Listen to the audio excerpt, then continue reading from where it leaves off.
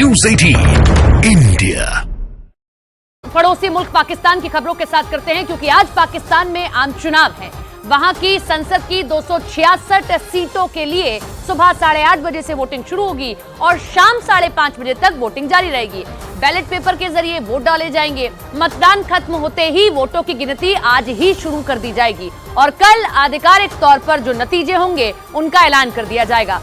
ताजा सरकार की तस्वीर साफ हो जाएगी कि किसकी सरकार है। अभी केयर टेकर प्रधानमंत्री है पाकिस्तान के पास में, क्योंकि अगस्त में ही 2023 अगस्त में ही जो है यूं तो चुनाव हो जाने थे, लेकिन जो बाकी का काम जो कार्यकाल बचा उसमें केयर टेकर प्रधानमंत्री जो है देखरेख करते रहे पाकिस्तान की। हालांकि आपको बता दें कि कल हमने जिस तरीके से रिएक्शन सुने, पाकिस्तान की आवाम ये उम्मीद जता रही है कि जिस मुश्किल हालात से पाकिस्तान गुजर रहा है, ऐसे में कोई ऐसी सरकार मिले जो पाकिस्तान को इन मुश्किल हालातों से बाहर निकाले। क्योंकि पाकिस्तान में किस तरीके से इन्फ्लेशन रेट लगातार बढ़ता जा रहा है आप सब देख ही रहे हैं। और मुख्य तौर पर दो पार्टियां पीपीपी और पीटीआई यानी कि इमरान खान और शहबाज शरीफ आमने सामने हैं। देखना यह है कि जनता किस पर भरोसा दिखाती है। बीते 5 महीने से कार्यकारी सरकार पाकिस्तान को चला रही है।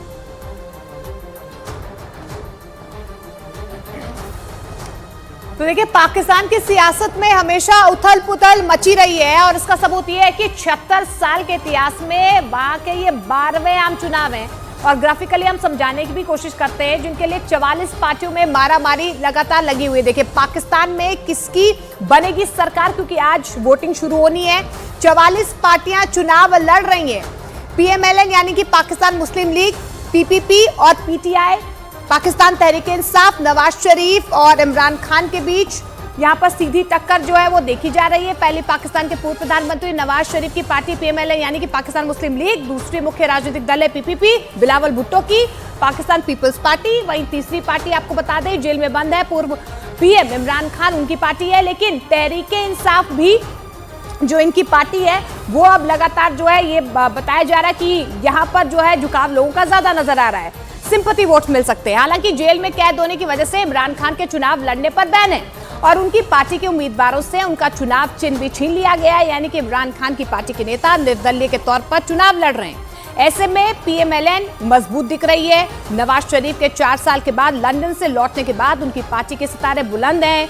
पाकिस्तान में हुए सर्वे भी नवाज शरीफ की जीत पक्की दिखा रहे हैं।